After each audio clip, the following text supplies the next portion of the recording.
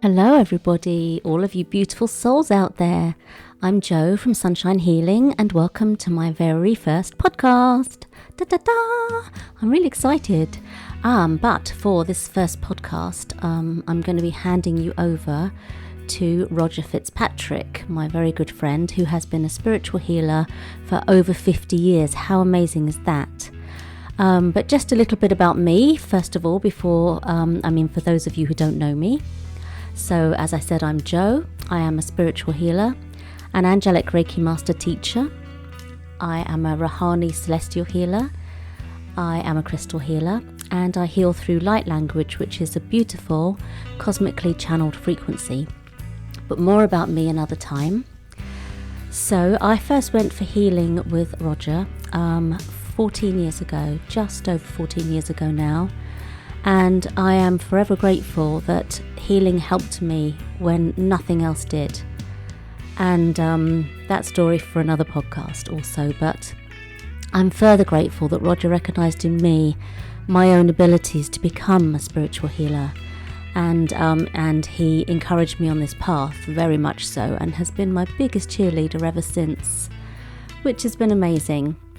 So I've wanted to record his story for a really long time, and he has many more stories to tell. And apart from being an amazing spiritual healer, he is a really talented musician and has written so many songs over the years, which I've been lucky enough to hear so many of them. And the music you hear in here today is played and written by Roger. Just to note, this was recorded candidly over time, just on my phone, so forgive me if it's not the best quality, but I'm sure it doesn't take away from the wonderful stories that Roger has to tell. So, without further ado, let me introduce now my friend Roger Fitzpatrick. Enjoy his story. Hello, I'm Roger Fitzpatrick, and I'd like to tell you about my healing journey. As to how it all came about, many years ago. I think this was 1970. At that time, my mother had been diagnosed with osteoporosis. She was in a terrible state. Her pain was so bad, I honestly wished her dead, because I couldn't see any end to it. It was getting worse and worse. She had a complete C-spine. She couldn't lay down. She lived and slept in a chair. My father had to take early retirement from a really good job to care for her. I was going into work one day, and obviously everybody knew about my mum, and somebody said to me, "Oh, how's your mum?" And I said, "A lot worse." I said, I don't know how it's going to end up. She's on morphine, Oromorph, the liquid morphine, and Temgesic, and loads of things, and can't see an end to it. And one of the guys in the office said, I work for a family, and they had, the family house was adjacent to the yard and works where I was working, running the office. And someone said to me, "Oh, well, you ought to go and see Aunt Vera's up today." So I said, "Who's Aunt Vera?" And she was a relative of the people that I work for. She lived in St Leonards-on-Sea, and she was a really well-known clairvoyant and spiritual healer. And they said, "You ought to go down and see her, perhaps she can do something for your mum." And as it happened, I hadn't got a car at this point. And I was travelling up from Plumstead, and my father-in-law had a Morris 8 Traveller Woody, and the day before he'd asked me, he said, "Could you get my car MOT'd for me?" So I said, "Yeah, of course I can." So on that day, I actually had a car. So ran the car up to the garage, got the MOT done, went down into the house, the family house, to see this Aunt Vera, who was a larger than life lady. Yeah, full of energy, And I told her the story about my mum. Vera said, well, I came up by train from St Elizabeth. I haven't got a car. Have you got a car? I said, well, I haven't got a car, but actually today I have. The father-in-law's asked me to get his car MOT, so I've actually got a car. So she said, okay, well, I'm free anytime you want to go. So in my lunch hour, which was fairly flexible, fortunately, being the office manager, I could sort of come and go as I like. I said, right, okay, at 1 o'clock I'll come down and with the car, and we go to Barnhurst, which was about 5 miles away in Barnhurst, from where I was working in Dartford. I didn't tell my mum we were coming because she was very religious, and we're talking Welsh Chapel. And I know that she wouldn't have seen Vera if she'd have known who she was or whatever, but I thought I'd just take a chance. So we drove down there. We went in. She was quite surprised to see me. And I said, hello Mum, this is Aunt Vera. She's a healer and she's going to give you some healing. Well, if looks could kill, I'd be dead. But Mum was a very respectful person, and she would never be rude to anybody. I can imagine a lot of people in that situation saying, I'm not going to have it, or tell them to bugger off or whatever. But anyway, so Vera got up, went behind the chair that she lived in, and put her hands on her. I was sitting on the sofa opposite, and I was absolutely gobsmacked. I could actually see the pain go. She did this for about, 10 minutes, I suppose it was, 10 minutes, 15 minutes. Mum was dumbstruck. She didn't know what to say. I had to get back to work. So, are you okay, Mum? Made her a cup of tea. We got in the car, drove back. I drove back to work, and I said to Vera, how long will this last? And she said, well, it's in the lap of the gods.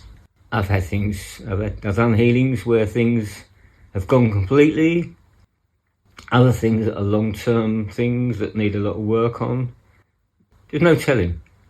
Could be a week, could be a month, could go completely.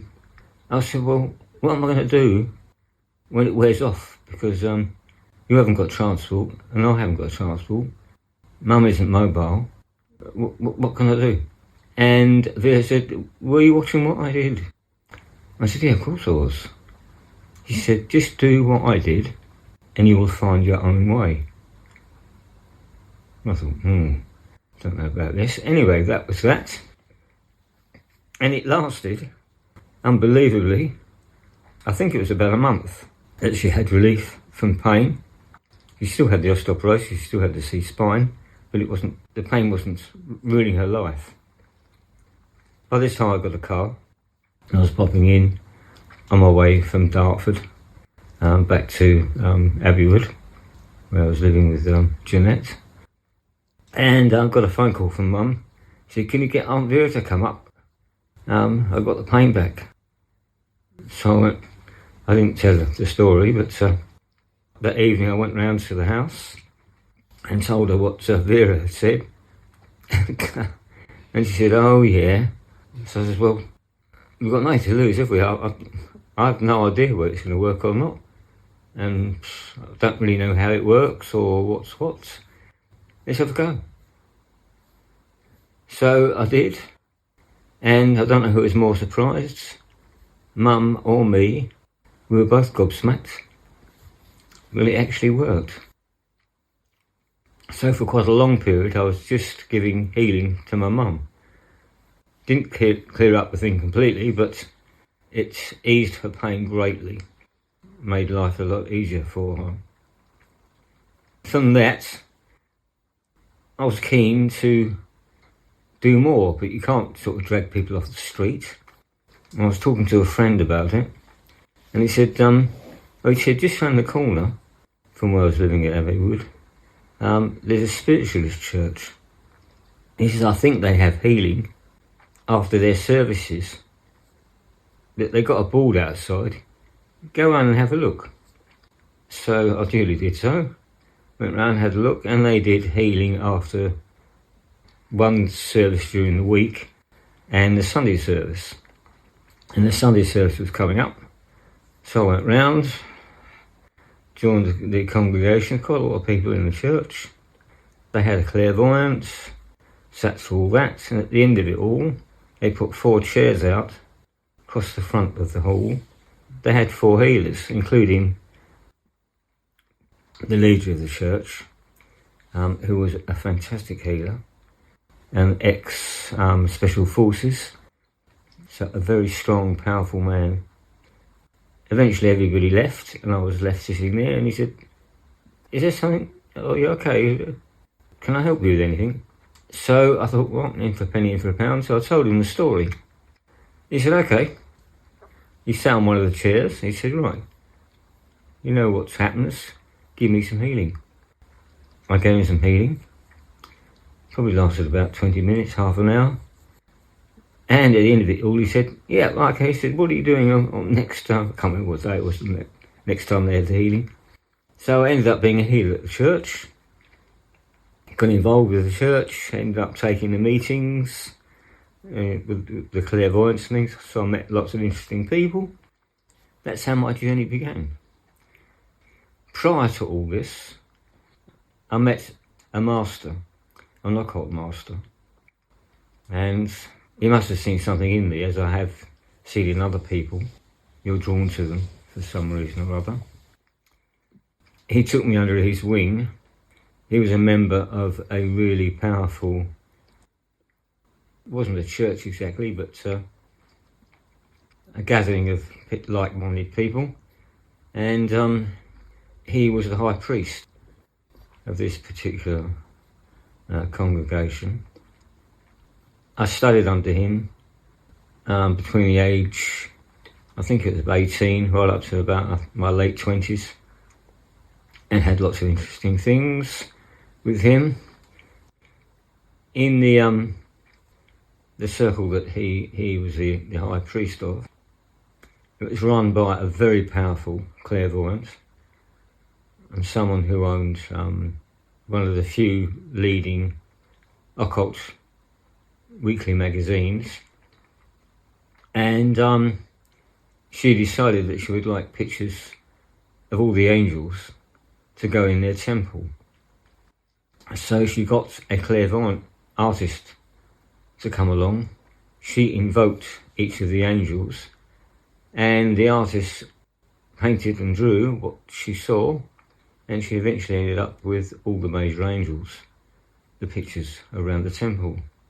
But eventually the school broke up, and the person that was teaching me took a selection of these angel pictures, including the Archangel Raphael, who's the healing angel. I was immediately drawn to the picture, and I had a friend whose parents were both accomplished artists, and they were very good at copying things. So I spoke to my master and said, could I borrow the picture and get it copied? He agreed to that, under the pain of death to me if anything happened to it. Okay, so I took the picture round to her and my friend's mother and showed her, and she copied it. About a week later, I had a phone call from her. She said, can you come round immediately and take this picture and the original? I said, yeah, well, what's the problem? She said, I've got lots of things happening in the house and I'm not happy about it. Can you come round straight away? Anyway, so went straight round, and for a couple of days I had both the original and the copy that she made. And strangely enough, there was more life in the copy than there was in the original. And that's how I ended up with the Archangel Raphael picture, which has been with me and been my guiding light for over 50 years now.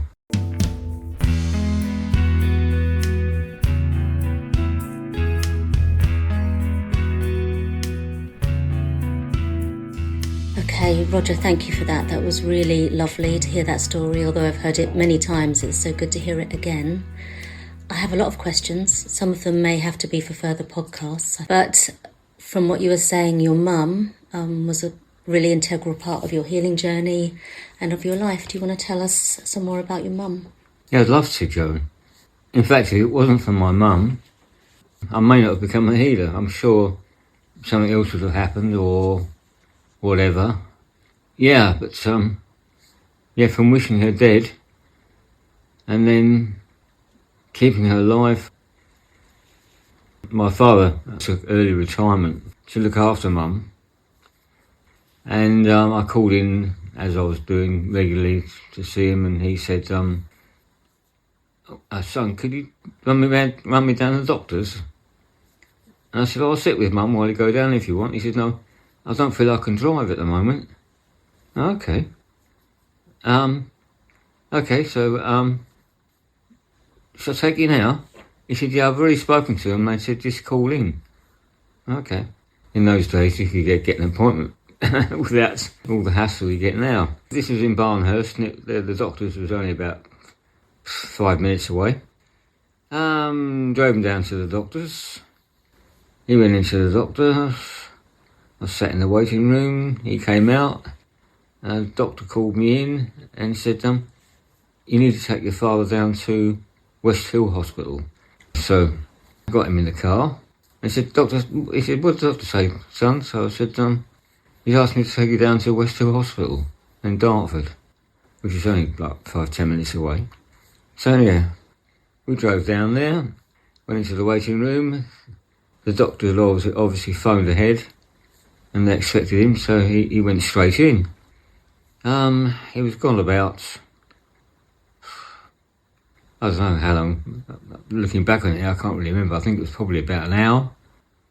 He eventually came out of this room and with a doctor behind him and said, is anybody with Mr. Fitzpatrick? So I said, yes, doctor, I am. He said, can I have a quick word? And I went into his office and he just said to me, he said, your father's probably only got about 2 weeks to live. He doesn't know, don't tell him. And pushed me out the door. I was absolutely gobsmacked. Long story short, he had cancer, evidently, all over his body. Anyway, so there we are with Mum no longer having a carer. So we had to decide what to do. I could either go back to live in the house where I was brought up in Barnhurst. It's the old family home with Mum, alter it a bit. Or we could build an annex on the side of the house that we had at Dartford at the time, because it had a space at the side. We were end of terrace. They're 3-storey townhouses. And because our doctors at that time had a really good practice, and Mum's doctor at Barnhurst was a dreadful individual who should never have ever have been a doctor. Every time he came to see her, he left her in drastic pain. So it's decided that we'd look after Mum, so she was going to come and live with us. We quickly got a builder and had the annex built on the side of the house. Mum chose all the bits and pieces she wanted for the room. She had her own shower room and toilet, etc. She, as I said, I think she couldn't lie down in bed, so she lived and slept in a chair, and had all her things round her. And we spent most of our time, my wife and I, sitting in the annex with Mum, watching her little TV. And all of our friends that came all went in and saw her. So she was in the swing of things, really, which really kept her going. Obviously, I could give her constant healing. I gave her healing every single night. I used to put her to sleep in the chair, and I'd wake her up in the morning at 8 o'clock with a cup of tea. So that was brilliant. And she was with us for 10 years. She was a remarkable lady. As I say, she'd lost 18 inches in height. Her spine was a complete C shape. You couldn't help her out of the chair. She had to lift herself because her bones were so brittle. She was 4 stone by this time, that if you tried to lift her, you could break bones and break ribs. So, yeah, but she kept an interesting life. Jeanette was a really good cook. She had lots and lots of really good, interesting meals that she never would have had before. Lots of curries and Thai food and all sorts of things. So she had a good life, really. During her earlier years, before I was born, she was, they used to call it a lady in waiting. I might get this wrong, but I'm sure it was Lady Cornwallis. The Lady Cornwallis. And the lady, as opposed to lady, tells you that her husband, the Lord Cornwallis, was no longer with us. So people would know that by saying the lady, that she was on her own. And she was, Lady Cornwallis didn't like the idea of servant or whatever, so she called her companion. So she wasn't living in with her. She'd go there at, I think, 9 o'clock in the morning, spend the day with her. So Lady Cornwallis used to go wining and dining every day at all of the top London eateries, the Ritz and Quagnino's and places, having lunch with ladies that do. Field marshal wives and politicians' wives, etc. So she had an interesting life. And she had to learn about etiquette and things, which she drummed into me.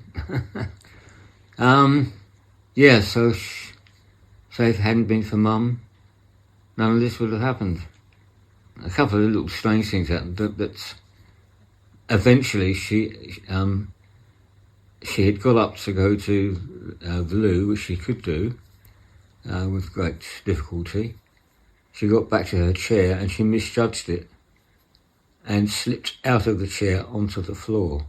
So she was sitting on the floor when I went in, immediately phoned the doctor. 2 of them turned up. Our doctors were brilliant, absolutely brilliant. As I said, I worked across the road from the house, and I would leave at 9:30 in the morning. I'd come back I could come and go as I pleased, but usually used to come back about 10, 11 o'clock, make a cup of tea. I'd come home, do lunch, do the same thing in the afternoon, and I was home by 5:30. And I'd often come back to make her a cup of tea or whatever in the morning or afternoon, walk in, and there'd be a little crowd around her down the bottom of the annex. How lovely is that? And yeah, there were doctors. One of our usual doctors, the partners, I think there were 4 of them, obviously told other people about her. The fact that, even with such a terrible disability and with the right care and attention, they could lead a life. And Mum was very pleased to be able to tell them all about it. And also, Jeanette contacted what was then the National Osteoporosis Society, it's now the Royal, to ask her about, things and what they could do for her. And Linda Edwards, who was the director at that point, up in Bath, where their head office was, contacted us and said she'd like to come down to see Mum. So strange anyway. So eventually she turned up. She must have got a train down to one of the London stations, Euston or St Pancras, wherever, got a black cab and came down in a black cab to Dartford. And the black cab sat outside with the meter ticking away for the hour and a half, 2 hours that she sat and talked with Mum. Linda Edwards was, I think she was probably about 6'2". Mum was just over 4 foot tall. So, yeah, quite a change in the 2 of them. And she was really impressed with her Mum. And on the first visit when she came, she said, your mother's really engaging. Do you think she'd allow us to take some pictures? I said, well, have you looked around the flat? The room we got for her.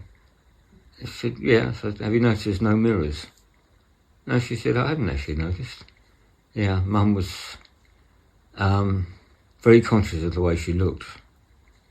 She was very attractive when she was younger and very, very smart. And she couldn't bear the thought of seeing herself in the mirror. So I said, you can ask her, but I can tell you, you definitely wouldn't have it. Anyway, she asked her, and to my surprise, Mum said, yeah, what a good idea. So Linda said, right, well, we'll get a film crew down. So the next couple of weeks, we had a film crew come down, and they spent nearly half a day just filming Mum and talking to her. And Mum was very eloquent, and they used her video for teaching other people in the medical profession how bad osteoporosis can be and the fact that you could cope with it, given the right care and attention.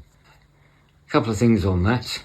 As I said, I had a knockout background, and I was always told, and led to believe, that your time of death is fixed, basically. So no matter what happens, that's, whatever that time is, then you're going to go. I went into Mum one morning and she said, I had the most strange thing happen. I said, well, what's that, Mum? She said, it was like I was in this tube. It was full of bright light. It was so bright I could hardly see anything. And it was speeding through the sky faster than a bullet. I said, well, like a rocket ship. She said, yeah, that's it, like a rocket ship. And she said, I kept straining. I thought, there's someone sitting at the front of this rocket ship. And eventually this person turned round, and it was my elder brother's son, Stuart, who was probably about 15 or 16. And he turned around and said, Nan, he said, do you want to stay on or do you want to get off? And she thought about it for a while. And she said, no, I think I'll get off. And it just stopped. I think if she'd have said, I'll stay on, that would have been it. Anyway, following this happening and her falling on the floor, we had all the doctors round. One of the doctors said, we're going to have trouble lifting off of the floor back onto her chair without breaking bones and things. One of the doctors said, I know a couple of paramedics, a couple of women who were really good at things like this. So he got on the phone. Half an hour later, these two ladies turned up and they worked a towel underneath her gradually and lifted her up back onto the chair. At this point, the chief doctor at the practice, who had actually up to this point had never seen my mum, said, how long has this been going on, blah, blah, blah. We don't know whether she has broken bones or whether there's any major damage. I think we ought to do something about this. And I thought, wonder what he means. What it meant was they were going to give her what used to be called the Brompton injection, where the doctors that attended patients on heavy medications, when they passed, they take some of this medication and put it in a case. So they had this case with them, with all this medication they could use, and they could make a cocktail. Brompton cocktail is what it's called. So they're going to give her this. So I said, well, what happens? Well, we'll inject her with this, and she'll just go to sleep and just pass away. Okay, well, how long does that take to work? It was quite quick. A couple of hours at the very, very most, and she's only 4 stone, so yeah, won't take a lot. Anyway, so they gave her the injection.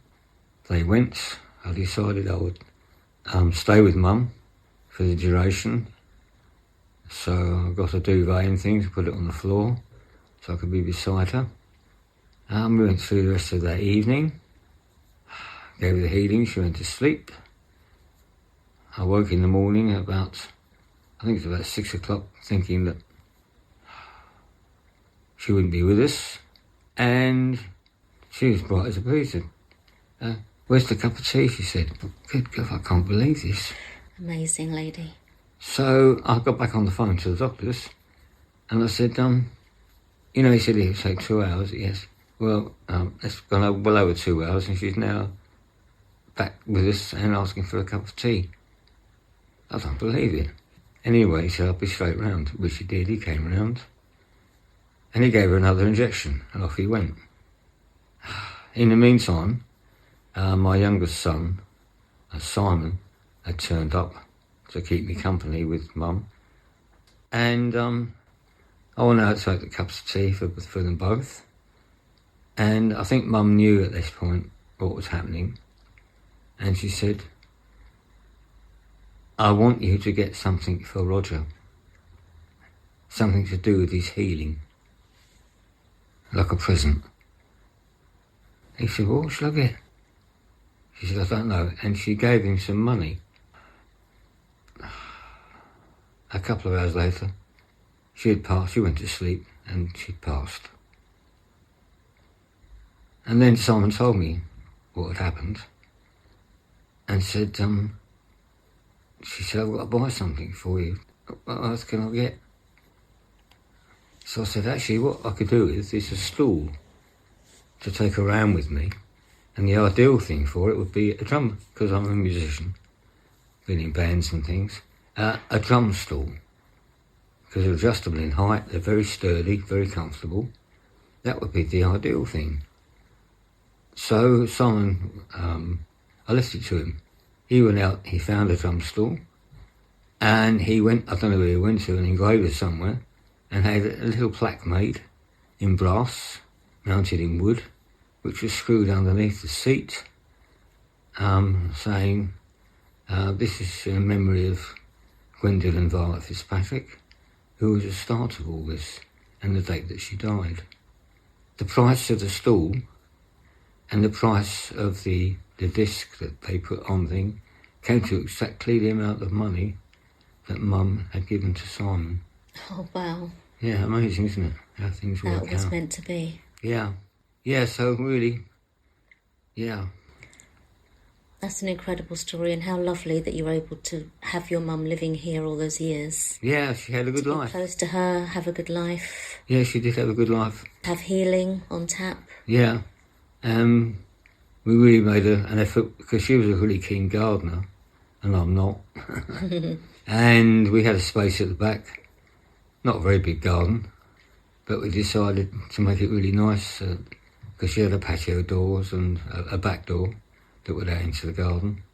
We decided to make it really nice, so we had it all paved, and we had a water fountain and things, and she knew all the birds. She grew up in the country in Wales, and she knew all about birds. And we had feeders out in the garden for it, and yeah. And the other thing we got was a cat, which we hadn't had up to that point. Oh, yes. Yeah, we had two actually in the end. A Russian blue, who was the perfect companion for my mum. They wouldn't be parted, they used to sleep together in the chair. And Russian blues, they're more like a dog than a cat in lots of ways. I used to take it for a walk every night round the close, and they used to walk to heel with its tail sticking up in the air, and we walked around the block and back in again. Yeah. Which cat was this? This was the first one. This was the first cat we had, was called Ra. His object in life was to convert people that didn't like cats into loving cats. And it worked. The number of people said, oh, come to them cats. And you go out and make a cup of tea, come back in, and there he is, sitting on their laps, and there they are, making a fuss of him. Yeah, so he was a really gentle song. Cats are very healing as well. They are. And we got him from a cat protection league, and we actually went to go and get a white Persian. And when I turned up at the place, the white Persian was there. I just didn't take to the white Persian, and Ra was in a pen in the corner looking after some young kittens, and we just bonded. Obviously meant to be. When he eventually died, I went to see our vet and said, I'm after a Russian blue. He said, well, I've got a couple of breeders. I know one at the moment has got a litter of cats, kittens. I can arrange you to go and see them. I said, well, what should I look for? He said, look for the liveliest one. So went round, and this lady had, I think it was 6. So I spent quite a long while with them. And there was one that was obviously the boss of all this lot. I'll take him. And he was completely the opposite of Ra. He was boisterous, kept us amused for hours and hours. Again, very loving, very, very intelligent. And he spent his time with Mum. He was a companion to her, so that was really nice. Oh, so she knew both of them? Sorry? She knew both of the cats then, your mum? She did, yes. Oh, wonderful. Yes, she knew both. That's why we got the second one, because of her. Okay. Because it made such a difference to her. And she had something to worry about. Something to focus her attention on. Yeah, you know. That's important. Yeah, so, yeah, a distraction, if you like. That's really sweet. Yeah. So that was the story of my mum. Do you just want to quickly tell the story about the carpet? Oh, yes, yeah. When the doctor had come and gave her the second injection, I was sitting with her, and she just happened to say to me, "Oh, how I really hate this carpet." And she had fitted carpet right through the whole of the annex. And I said, "But Mum, you chose the carpet." She said, "I know," she said, "but I thought after Daddy had died, her husband, I thought I was only going to last a couple of months. So when they came with the book of samples, I opened the book up, and that was the very first page I opened up at, this green carpet, and that's the one she had. She looked at it for 10 years. Oh, bless her. Yeah. That's a good story. That's a good way to end. It is, yeah. Thank you for telling that story. That's really beautiful. Yeah, thank you.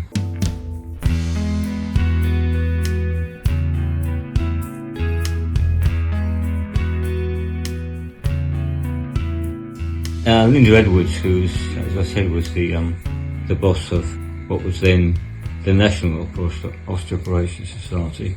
Mum considered her Joan of Arc. She kept in touch with us. When she died, she actually came to the funeral all the way from Bath. And eventually, Camilla Parker Bowles' mother had osteoporosis really, really bad.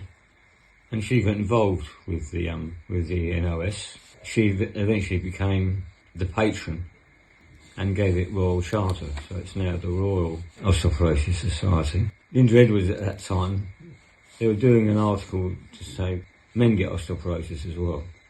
They were going to do, this one particular year, it was going to be the theme, osteoporosis in men. They had a couple of conferences which I went to, met people who've had osteoporosis really bad.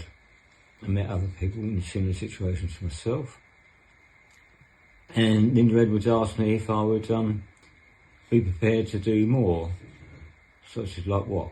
And she said, well, there's a programme they used to have on just before the 6 o'clock news every evening called Your Shout, where they give you a minute to have a rant or to mention something that you felt peeved about or you felt needed sorting out, whatever. Would I do one about osteoporosis in men?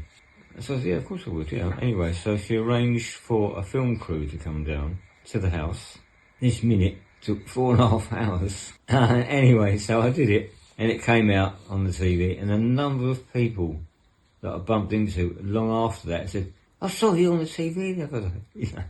Yeah. And that led to, in the same year when it was still the osteoporosis for men thing, they said that The Guardian were interested in doing some articles. And I don't know if you know about The Guardian, but there's various bits of the newspaper covering different things. And I think it was in the G3, which is lifestyles and things. And we had a 3-page write-up about osteoporosis in men and my story. They sent the photographer down, and from that we had another daily. I can't remember which one it was, whether it was the Mirror or one of the other rags. The upshot of it all is that we had an invitation come through the post from Camilla Parker Bowles to come up to Highgrove for a social basically. So, wow, yeah, of course we're going to go for that. So it was my wife who was invited as well. I had a neighbour from when I was living at Barnhurst, who's about 3 doors down, a young chap, a few years younger than me, called Lawrence, who decided he was going to be a chauffeur. So he went out and bought a brand new Lexus when they first came out, and he offered to take us up to Highgrove. So Jeanette went out and bought some new clothes to wear up there. It wasn't nearly as formal. It was casual, really. We felt really overdressed, actually. Anyway, went up there. Yeah, very interesting. She's a very interesting person. Made you feel at your ease straight away. Very interested in gardening. We spent an age walking around her garden while she explained different things she was doing. Yeah, really interesting. I've still got the invitation. I had it framed. Yeah, so interesting how things turn out.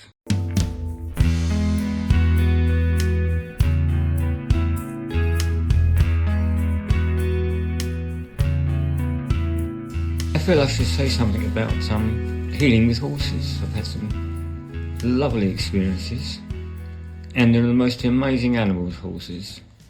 I've seen quite a few programs on television where they take children with difficulties, mental difficulties, learning difficulties, all sorts of things, behaviour things, to be with the horses, and the horses cure them. And it definitely works, incredible. Anyway, long story short, the people that I work for rented out lots of property. And one of the properties that they had up at Bean, near Dartford, was a lady that everyone told me was a great clairvoyant. Well, I had to go up to see her to renew her contract. So I went up to the house. Had a very magical feel about the place. It was the only light she had was the light from the fire. She always had a big log of fire burning, always. And it was like stepping back a long way, medieval or something. We got talking, and I told her that I was a healer, and I asked if at some point, if I could come see her, because everybody told me what a great clairvoyant she is. So we arranged that. I went to see her, and halfway through it she said, "I'm being told you should be healing horses." So I said, "Really?" He said, "Yeah." And funnily enough, I had quite a lot of experience with horses. When I was younger, I used to go riding down in Old Bexley with my cousin. And the people that I worked for 50 years bred horses. They were mainly Welsh cobs, big horses, powerful horses. But they also had all-day ponies and things, bits and pieces as well. So always been around horses. So I thought I'll have a go at that. And I can't remember how it transpired that I ended up going down to a horse sanctuary down in Kent, a place where they took horses that were past their working life or racing or whatever they were. There's all sorts of horses. Or people just couldn't afford to keep them anymore, or they'd lost a bit of land where they kept them. And this place had a lot of horses. The lady that ran it did it pro bono, did it for the love, and she was an unbelievably hard-working person and had a great affinity with horses. A lot of the horses had difficulties through things that had happened during their lives, being abandoned as well, all takes this effect. The very first horse I did, he was a jumper. He used to go do shows and that sort of stuff. And he would unusually sleep lying down on the floor. Most horses sleep standing up. So you had to be very, very careful with them. I mean, the hooves are really hard. I used to wear steel toe cap boots because it's one of these horses stamps on your foot, not on purpose, but just moving around. You can get a nasty injury and hooves. Not a good thing to have on your feet. And worked wonders with this horse, so I had quite a few things with them. And I was explaining to her about the angels, and she really took it on board. And her father was there as well. He was very interested. And he was brought up in the West Country. And he had a really strong West Country accent, rolled his R's. And I was telling him that Asariel is the angel for horses. And when you're doing things with him, invoke Asariel to help you. And he said the name, and I said, no, you're saying Azariel with a Z. I said, if you invoke Azariel, he's the finder of lost souls. And you call on him if someone won't go to heaven, or just hanging around as a ghost or spirit, whatever. And if you call him and you don't actually have anybody for him, he will not go back empty-handed. So you could end up being the recipient. So be very careful how you say Asariel, not Azariel. Yeah. I've had quite a lot of experience with horses, animals generally. I've done lots and lots of dogs, and I've seen some of the pet bills, the money that people have been paying to the vets for their beloved animals. One of the people that I went to regularly had to carry on working after retirement age to keep paying the bills for his 2 dogs to keep them alive, and had amazing results with them. I've done birds, had a friend who had a parakeet, a really vicious animal, who became my friend. The same thing happened with the horses. I think once you've been to them once and you've given them healing, you have a connection with them. They feel it, you feel it. And when you turn up, they're really glad to see you. And they come over to you and they're very, very gentle. It's really nice. Another little story adjunct from this. I happened to tell my youngest stepson, Simon, about the horse healing. He had somebody up in Suffolk where he lived, had a horse training centre, and they used to have a yearly gymkhana, and they would employ Simon to bring his super duper barbecue outfit to the grounds to do burgers and bits and pieces for people. So I was up this particular weekend when they had the gymkhana, and I went with him to help him. And the lady that owned the place came over and was talking to her, and Simon said, "Oh, my dad, Roger, he's a horse healer." And I thought, "Oh, thank you, Simon." So this lady said, "Oh, you?" She said, "I've got this horse, my best horse, and he's got this problem, a neck problem, where he keeps just flicking his head. He might do it halfway through a jump or whatever, and it really messes things up. We'd have a look at him." So, okay, I agreed to it. Gave him the healing, and he went on to win the gymkhana. I've had quite a few experiences, including one in Spain 1 year. The people that I worked for owned a load of villas on the Costa. I had free use of them. And the year we went down, they had the Farrier on, which is a big horse fair down in the south of Spain, where travellers from all over Europe, particularly in Spain, go down for a long weekend of horses and campfires and things. Simon had come with me, my youngest stepson, and we'd been out, had a meal, and Simon and I both got on the wines and things. And while we were there, I heard this horse clip-clopping. Looked round and saw the most unbelievable white stallion. There's a picture I've seen in the past. I don't know whether it was Napoleon or one of the great generals back in the past on this huge white stallion. Looked very much like this horse. Anyway, we were in a chap's bar called Rodney. He was a friend. We used to go in there regularly. And this chap actually came into the bar with the horse. The owner said, "You can't come in, you'll have to wait outside." So he went outside, we gave him a drink. I went out and had a look at this horse. Just incredible. It stood absolutely perfectly still. I mean, he didn't shuffle about, his head wasn't going up and down, it just statuesque is the word, I think.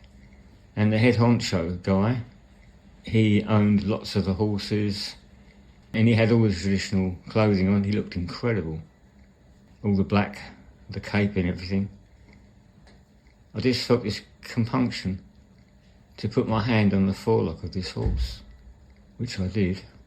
Within minutes, I was transported onto this horse, and the horse had wings. It was Pegasus. And we were away, flying above the countryside, looking down on the coast. Could see everything quite clearly. Could feel the horse. I mean, I'm used to horses. His back was so broad.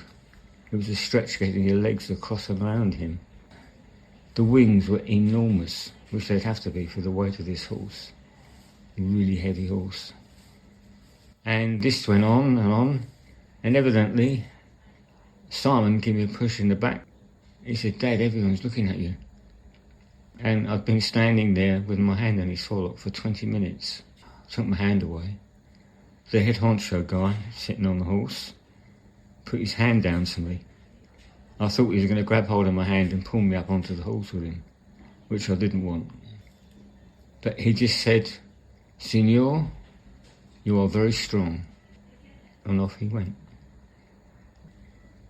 The hair still stands up on the back of my neck when I think about it. It was one of the most incredible experiences I've had. Amazing, absolutely amazing.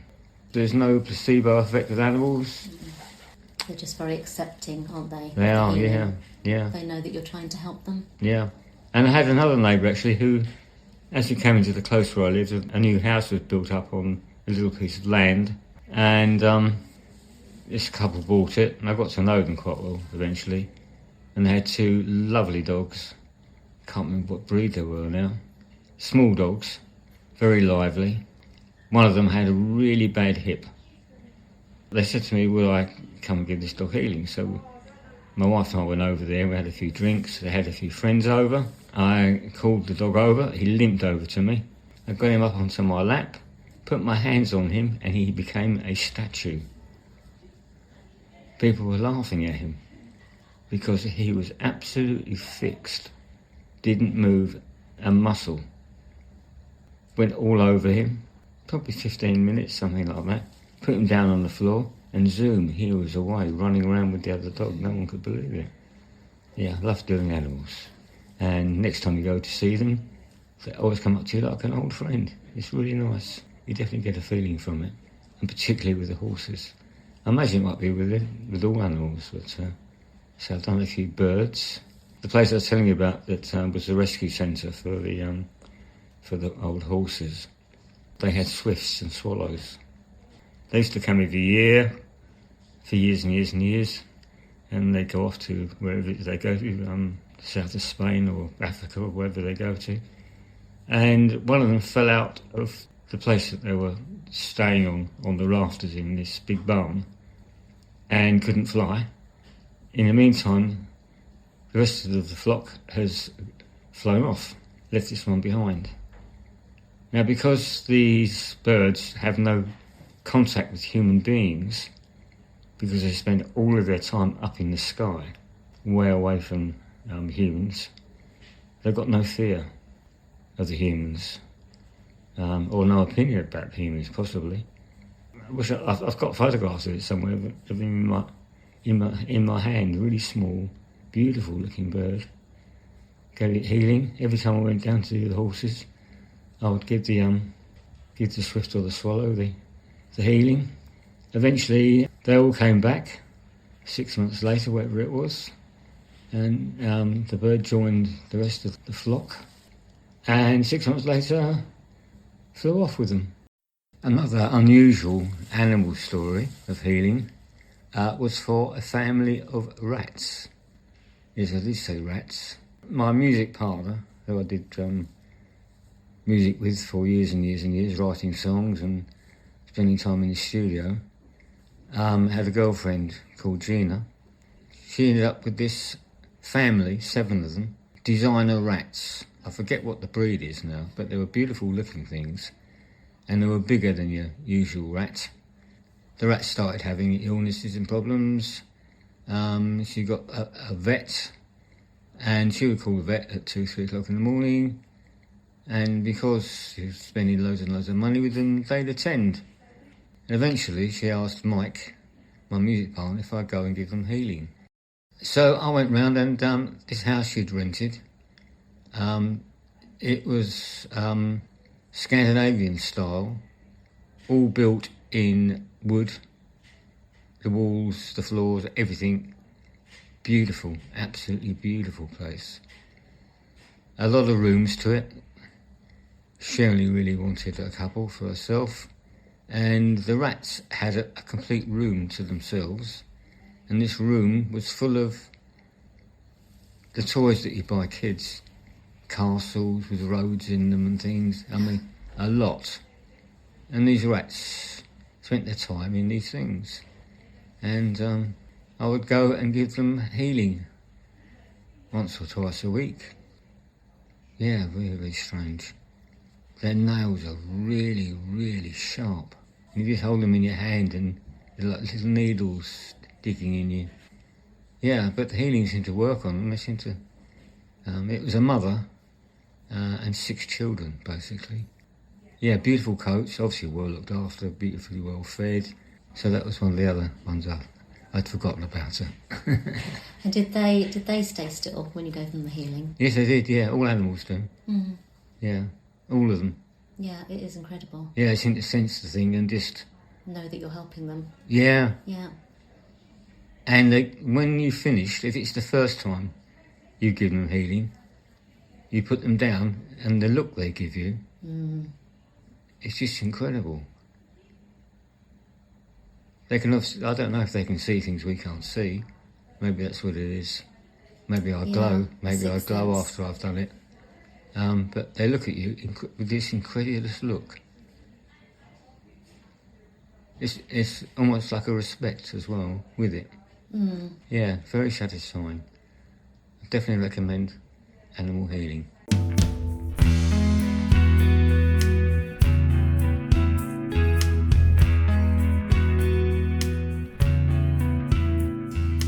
I thought I'd dwell today on how things are meant to come to you. The first thing that I'm thinking about, I used to go to Greenwich Market on a Saturday or Sunday with my wife. They had their ethnic foods, street food type things, and lots of handmade things. There's usually a couple of stalls that did guitar bits and pieces, musical instruments, amplifiers and effects units and things, so stuff I'm interested in. And one Sunday we were walking about. It gets really busy. It's really well attended. There's one stall and it was raised up a little bit. And I don't know why I went up there and looked, because there was nothing out. Anyway, so I was looking across and I found this book. I was immediately drawn to it. And this book was really, really beaten up. And it was Magic, an Occult Primer, by a chap called David Conway. On the cover it said a foreword by Colin Wilson, another occultist that I've read, fairly well known, I think in spirit now. So I picked the book up and said to the chap, how much is it? And I think it's something like under £2 anyway. So I gave him the money and carried on walking around the market. And must be a good 5 minutes later. This place is packed, so you're in a dense crowd, pushing your way through, and I got tapped on the shoulder. I turned round, and it was the chap I bought the book off of. Gave him my money back, and walked off. I thought, that's weird. This book is absolutely incredible. I studied for quite a number of years under Leo Vinci, an occult master. Most of the things that you really want to know are kept secret, and you have to prove yourself worthy and trustworthy enough to be given these bits of information, because you could do damage with them. This book was absolutely full of all the sorts of secret things that you have to learn if you're in an occult school or whatever. And I sat and read it through numerous times. An awful lot of it I obviously knew about already, but there's quite a lot of things that I didn't know about. One of the things, funny enough, was he was saying that certain people are in place. So they're not on the wheel of karma. They're here to make things happen or not happen, as may be. At that time I was giving healing to our window cleaner, who was a very, very interesting chap. He started Hells Angels in England. Back in the 60s, he was in a little local motorbike gang. He read the book Hells Angels, which was a really big seller at the time and made into a film, I believe, as well. And he read the book. He thought, we could do this here, a chapter. I think he got in touch with the publishers of the book to find out how he could contact Sonny Berger, who was the instigator of Hells Angels in America. And he wrote that to the publisher, and the publisher would hand it on to Sonny Berger, and that was it. Some a long while afterwards, probably between 6 and 9 months later, he'd forgotten all about writing to him, or it sort of, he got back on the back burner, and there was a knock at the door. He went to the door and answered it, and it was Sonny Berger with a bedroll and a backpack and loads of stuff. And he announced that he'd come to stay with my friend and help him set up a Hells Angels chapter, which he actually did. This chap's the window cleaner guy, who's still a friend of mine, a very good friend of mine, and very unusual person. History of violence from quite an early age, serious gang fights with other groups of bikers clubs around the country. He knew I was a healer, and he kept complaining about the back problem he's got through loads of motorbike crashes and from riding a motorbike without the protective gear on in all weathers. So he agreed to have the healing. I explained to him what was going to happen, sat him on the healing stool, gave him the healing. As soon as I started healing him, his spirit came through to me. The first thing that was said, it was when I was quite young, my elder brother had a magic lantern. It was like a little slideshow, basically, thing. That was originally, I imagine it had a candle in it as a light. You project it onto the wall. He had all the original glass slides with it, and they were all circular pictures. And one of the pictures was a pirate standing on the deck of his galleon, and this is how he appeared to me. He said, "Don't overlook me. I'm not a player. I'm in place." And immediately, this all came back to me from the book, The Magic Primer, where some people just repeat themselves. Anyway, so he showed me as himself as the pirate. The next thing I know, it was a Genghis Khan type figure, on horseback, with flowing animal fur clothing. Then that went. Then a Roman centurion came, and these were all him. So I'm looking at this thinking that he's meant to be here. And if you look at all the things he was in during all these years of his different incarnations, it was all violence and heavy duty stuff. And what would you be in the 20th century? Yeah, a Hells Angel, outside of the law, rule to themselves. So I didn't know what to do. His wife was quite interested in healing and occult things. So I was speaking to her about it. I said, I don't know whether to tell him. I was a bit worried about how he'd take it all. And she said, yeah, tell him, I think he might be interested. So eventually I did. And he said he's always been drawn to all of these things, funnily enough. The healing worked for him. And maybe a year later, he asked me if he could have healing again, which quite surprised me. So obviously it did, he felt it worked. I did. I sat him on the stool again, put my hands on his shoulders, and immediately it felt like he had this really thick, heavy leather tunic covered in studs. And this booming voice said, "Pikeman, Master at Arms." After it finished, I thought, I'm going to have to tell him. So I told him what had happened. And he said, "Oh, I don't believe it," He said, in Hell's Angels, that was my job. I was Master at Arms. Wow. So, not only had he been reborn into the same sort of thing, but exactly the same position.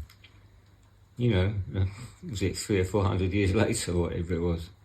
Yeah, so it's just strange how, if I hadn't had that book, that wouldn't have all made sense to me, really. I would have been puzzling myself what it's all about. Another thing that happened was, in the early days of studying, I used to go down to Brighton over a weekend and look around the markets there. And one Sunday I was doing that, walking around the lanes and looking in the various shops, and there's a jeweller's went by, and in the window was a silver caduceus. That's the staff of Mercury. The rods with the entwined snakes and the wings at the top. A beautiful looking thing in silver. I thought, wow, I've got to have that. So I went into the shop. I can't remember how much I paid for it now. But with occult things, you never bid or try and knock people down. Whatever the price is, you have to pay it. If you don't, you're devaluing the item and it doesn't work so well. So I bought it. A week later, I was seeing Leo again, my master. I took it with me to show him. And he said, wow, he couldn't believe how nice it was. He said he'd been looking for someone for ages to make him some occult jewellery. How about if we go down there again and go and see the jeweller and find out who the person is that made it and get things working. So the following weekend, we drove down to Brighton, walked down the lanes, found the jewellers, went in, said to the chap, I was in here a week ago and I bought this caduceus of Mercury, the staff of Mercury, in silver, and want to get like to know who made it, and I'd like to get, or find out where you got it from, and so we can get some more stuff made. He said, I didn't sell you that. I said, you did it, it's in the window. But he said, I definitely didn't sell you that, mate. I'm the only person here, it's my shop. He said, I didn't sell you that. I said, you did, I said, there aren't any other jewellers on this little strip of place. So he said, show us your receipt. I said, he didn't give me a receipt. He said, I always give a receipt. I said, when I bought it, he said, the machine wasn't working, do you mind if I don't give you a receipt? And I wasn't particularly bothered, because, it's not like a mechanical thing, it's going to go wrong and I've got to take back. So I didn't bother. He said, I always give a receipt. So we drew a complete blank. So obviously meant to have it. And I've had some amazing adventures with it. So it just shows you how things you're meant to have come to you, really.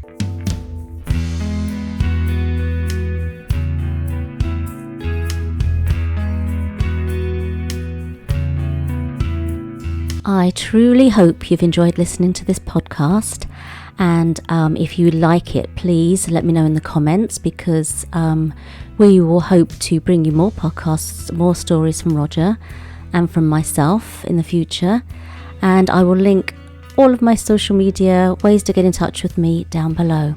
Thank you so much for listening. Keep love and light in your hearts, everybody. Practice gratitude. Bye for now.